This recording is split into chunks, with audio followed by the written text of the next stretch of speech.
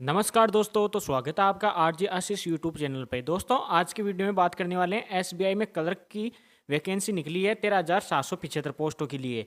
तो आज इस वैकेंसी के बारे में मैं आपको बताने वाला हूं कि कैसे आप स्टेप बाय स्टेप है इसका फॉर्म है वो आसानी से फिलअप कर पाओगे। फॉर्म फिलअप करने से पहले एक बार इसके ऑफिशियल नोटिफिकेशन पे नज़र डाल लेते हैं कि आपकी टोटल पोस्ट कितनी रहने वाली है, क्या योग्यता रहने वाली है, क्या आयु सीमा रहने वाली है। ये सभी डिटेल्स है मैं आपको आज इस एक वीडियो के माध्यम से बताने वाला हूं और आपको एक लाइव फॉर्म फिलअप करके दिखाने वाला हूं कि कैसे आप इसका फॉर्म है वो आसानी से फिलअप कर पाओगे।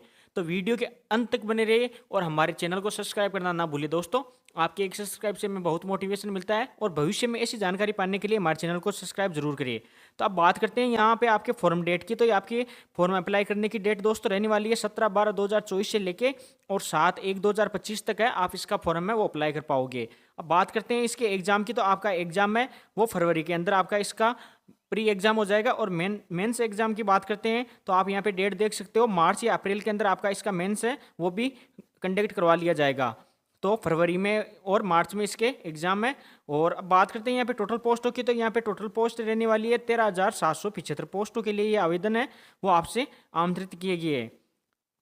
तो यहाँ देख सकते हो 13,735 पोस्टों के लिए ये आपको अप्लाई करना है आवेदन। अब बात करते हैं एजुकेशन क्वालिफिकेशन। तो आपके पास ग्रेजुएशन होना चाहिए, प्लस आप जिस जिले से अप्लाई कर रहे हो वहाँ की लोकल लैंग्वेज आपको आनी चाहिए। जैसे आप मध्य प्रदेश से अप्लाई कर रहे हो फॉर्म, तो आपको मध्य प्रदेश के अंतर्गत आपको हिंदी भी आनी चाहिए और प्लस इंग्लिश भी आपको आनी चाहिए। जैसे आप कर रहे हो कि चंडीगढ़ से कर रहे हो तो आपको हिंदी प्लस पंजाबी दोनों लैंग्वेज आनी चाहिए। तो इसमें लैंग्वेज का बहुत ही महत्वपूर्ण रोल रहने वाला है। तो आप जिस स्टेट से अप्लाई कर रहे हो वहाँ की लोकल लैंग्वेज आपको आनी चाहिए, प्लस आपको इंग्लिश से या वहाँ की अदर कोई लैंग्वेज चल रही है तो वो आनी चाहिए। जैसे आंध्र प्रदेश से कर रहे हो तो तेलुगु और उर्दू आपको आनी चाहिए। इस प्रकार ये सभी लैंग्वेज है, इसका ध्यान रखना फॉर्म फिलअप करते टाइम, आपका स्टेट चुनते टाइम।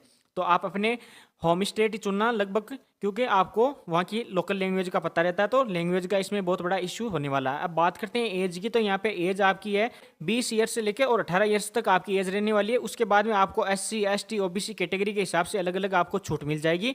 तो आप है इसका नोटिफिकेशन डाउनलोड करके और विस्तार से इसकी एज में छूट है वो भी देख सकते हो। अब दोस्तों, इसका लाइव फॉर्म है वो मैं फिलअप करके दिखाता हूँ आपको कि कैसे आप इसका फॉर्म है वो आसानी से फिलअप कर पाओगे। तो चलिए दोस्तों, इसकी ऑफिशियल वेबसाइट पे चलते हैं और लाइव फॉर्म फिलअप करके मैं बताता हूँ। तो दोस्तों, सबसे पहले आपको SBI की ऑफिशियल वेबसाइट पे आ जाना है। इस वेबसाइट का लिंक है मैं आपको डिस्क्रिप्शन में उपलब्ध करवा दूंगा, तो वहां से आप डायरेक्ट है यहाँ आ सकते हो। तो जैसे आप इसकी ऑफिशियल वेबसाइट पे आओगे तो आपको इस प्रकार का डैशबोर्ड देखने को मिलेगा। यहाँ पे आपको फ्रेंड्स सबसे पहले आपको क्लिक है फॉर न्यू रजिस्ट्रेशन पे क्लिक करना है। अगर आप पहली बार फॉर्म अप्लाई कर रहे हो, अगर पहले से आपने कोई फॉर्म अप्लाई कर रखा है SBI का, तो आपको यहाँ पे रजिस्ट्रेशन नंबर और यहाँ पे पासवर्ड डाल के और लॉगिन कर लेना है। लेकिन अगर फर्स्ट टाइम कोई फॉर्म अप्लाई कर रहे हो तो आपको न्यू रजिस्ट्रेशन पे क्लिक करना है। जैसे ही न्यू रजिस्ट्रेशन पे क्लिक करता हूँ तो आपको इस प्रकार का डैशबोर्ड दिखाई देगा। यहाँ पे आप नीचे स्क्रॉल करोगे तो यहाँ पे आपको दिखाई दे रहा होगा कि आपको सबसे पहले आपको अपना नाम डालना है। यहाँ पे फर्स्ट नेम डालना है, उसके बाद में आपको अपना रीनेम वापस से डालना है, फिर आपको अपना मिडिल नेम, फिर कन्फर्म मिडिल नेम, उसके बाद में आपको अपना लास्ट नेम और कन्फर्म लास्ट नेम। तो इस प्रकार आप अपनी सभी डिटेल्स है यहाँ पे फिलअप करनी है। तो यहाँ पे आपका ऑटोमेटिक फुल नेम आ जाएगा। उसके बाद में आपको नीचे स्क्रॉल करना है। जिससे आप नीचे स्क्रॉल करोगे तो आपके यहाँ पे आ जाएगा मोबाइल नंबर। तो आपको यहाँ पे अपने मोबाइल नंबर है वो फिलअप करने हैं। उसके बाद में आपको वापस से अपने मोबाइल नंबर है वो फिलअप करने हैं। उसके बाद में अगर आपके पास अल्टरनेट कोई मोबाइल नंबर है तो डालना चाहते हो तो ठीक है, अन्यथा आप इसे खाली भी छोड़ सकते हो।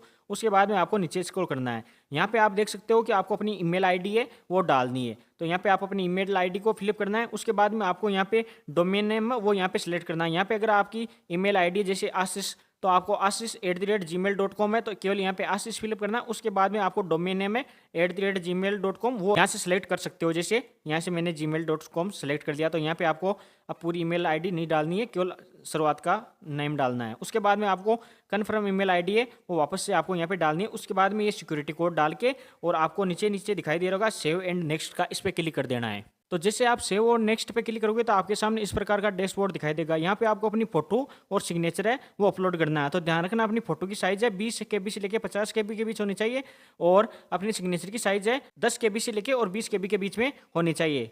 तो यहाँ पे फोटो और सिग्नेचर दोनों अपलोड करने के बाद आपको यहाँ पे चेक बॉक्स दिखाई दे रहोगे आई कन्फर्म का, इस पर क्लिक करना है। आपको इन दोनों चेक बॉक्स पे क्लिक करना है।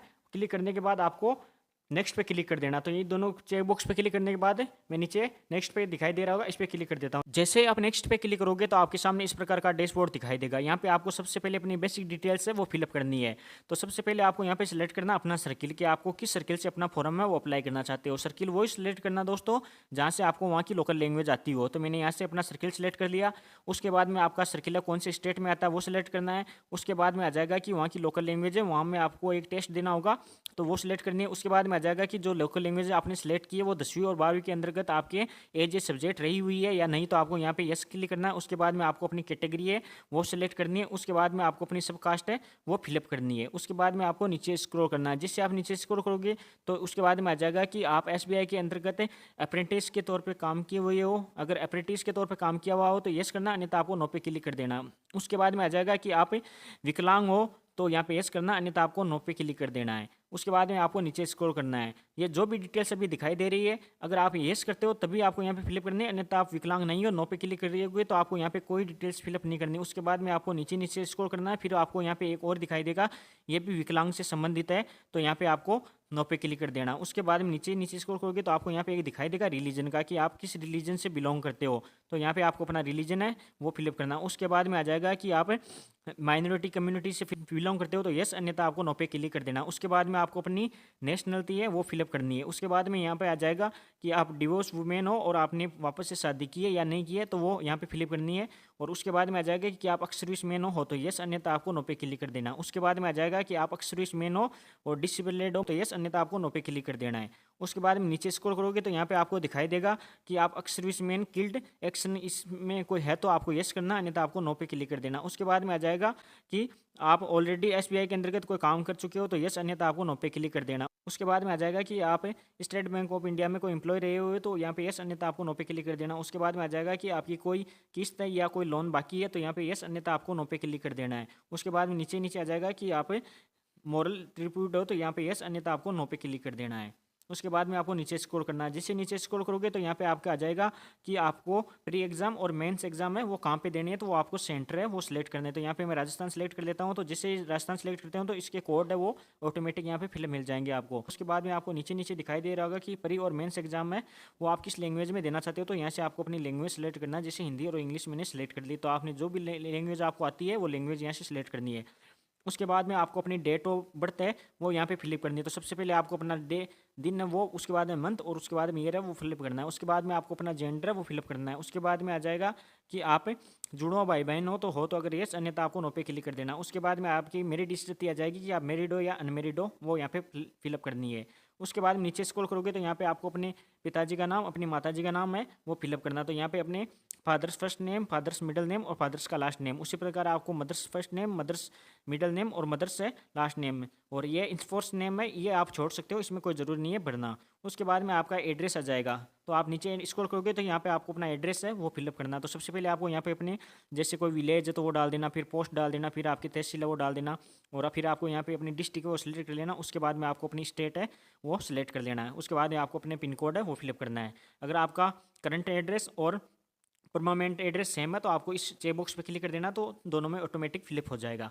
उसके बाद में आप नीचे स्क्रॉल करोगे तो यहाँ पे आपको नीचे नीचे एक ऑप्शन दिखाई दे रहा होगा सेव एंड नेक्स्ट का, इस पे क्लिक करना है। जिससे आप सेव एंड नेक्स्ट पे क्लिक करोगे तो आपको इस प्रकार का डैशबोर्ड दिखाई देगा। यहाँ पे आपको सबसे पहले अपनी क्वालिफिकेशन है वो अपलोड करनी है। तो ये वैकेंसी है जो ग्रेजुएशन बेस पे है, तो सबसे पहले आपको यहाँ पे अपनी ग्रेजुएशन की डिग्री की जानकारी है वो सही से फिलअप करनी है। तो यहाँ पे आपको आपने पास कर ली या अभी आप अप्रेंटिस हो तो यहाँ पे आपको क्लिक करनी है। और डिग्री और सब्जेक्ट है वो किस स्ट्रीम में कर रखी है, जैसे साइंस में है या आर्ट्स से हो तो वो सिलेक्ट करना है। उसके बाद में आपको अपनी यूनिवर्सिटी का नेम है वो सिलेक्ट करना है, और पासिंग ईयर वो सिलेक्ट करना है, और परसेंटेज है वो सिलेक्ट करना। उसके बाद में आपको क्लास या ग्रेड है वो सिलेक्ट करनी है कि आप फर्स्ट डिवीजन से हो, सेकंड डिवीजन से हो या थर्ड डिवीजन से हो, तो वो यहाँ पे सिलेक्ट करना है। उसके बाद में अगर आपके पास कोई ड्यूल डिग्री है तो वो भी आप सिलेक्ट कर सकते हो, अन्यथा कोई ज़रूरी नहीं है। तो उसके बाद में पोस्ट ग्रेजुएशन है तो फिलिप कर सकते हो, और उसके बाद में अगर अदर कोई प्रोफेशनल कोर्स है तो वो सिलेक्ट कर सकते हो, अन्यथा इनकी कोई ज़रूरत नहीं है। आपको केवल ग्रेजुएशन की मार्कशीट है उसकी जानकारी अपलोड करनी है।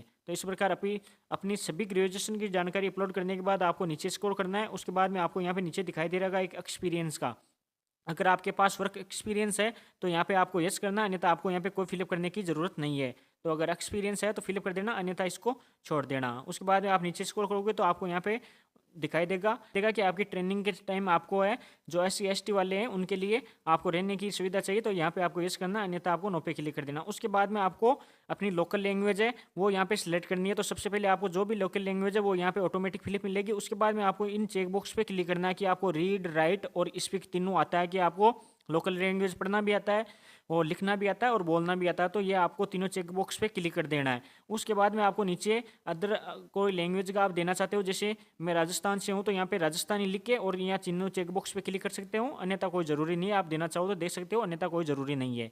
उसके बाद में आपको सभी डिटेल्स फिलअप करने के बाद आपको सेव एंड नेक्स्ट पे क्लिक कर देना है। तो जैसे सेव एंड नेक्स्ट पे क्लिक करोगे तो आपके सामने आपका एप्लीकेशन प्रीव्यू आ जाएगा, मतलब कि आपने अभी तक जो भी डिटेल्स फिलअप की है वो सही है या नहीं। तो यहाँ पे अगर आपको कोई प्रॉब्लम लगती है तो आप नीचे नीचे स्क्रॉल करके और इसको अपडेट कर सकते हो, अन्यथा आप सभी डिटेल्स यहाँ पे देख सकते हो और कोई भी मिस्टेक हो तो अभी अपडेट कर सकते हो। तो यहाँ पे आपको वापस बैक का ऑप्शन मिल जाएगा, तो यहाँ से आप अपडेट कर सकते हो अगर कोई मिस्टेक लगती है आपको। नहीं तो आपको इन चेक बॉक्स पे क्लिक करके और आपको फाइनल सबमिट पे क्लिक कर देना है। तो जिससे आप कंप्लीट रजिस्ट्रेशन पे क्लिक करोगे तो आपका फॉर्म है वो फाइनली सबमिट हो जाएगा। अगर आप यहाँ पे SC ST से फिलअप करते हो तो यहाँ पे कोई एग्जाम फीस देने की जरूरत नहीं है, लेकिन आप अगर OBC या जनरल से फॉर्म फिलअप करते हो तो आपको यहाँ पे पेमेंट का ऑप्शन आएगा, तो आप पेमेंट करके और अपना फॉर्म है वो फाइनली सबमिट कर सकते हो। तो मैं यहाँ पे अपना चेक बॉक्स पे क्लिक कर देता हूँ और जैसे मैं कंप्लीट रजिस्ट्रेशन पे क्लिक करता हूँ तो मेरा फॉर्म है वो फाइनली सबमिट हो जाएगा और यहाँ से मैं अपनी PDF है वो डाउनलोड कर सकता हूँ। तो इस प्रकार अपना फॉर्म है वो आसानी से फिलअप कर सकते हो। तो दोस्तों इन्फॉर्मेशन कैसी लगी? अगर अच्छी लगी हो तो हमारे चैनल को लाइक करें, शेयर करें एंड सब्सक्राइब करें और भविष्य में आने वाली सभी भर्तियों की जानकारी पाने के लिए हमेशा हमारे साथ जुड़े रहिए। जय हिंद, जय भारत।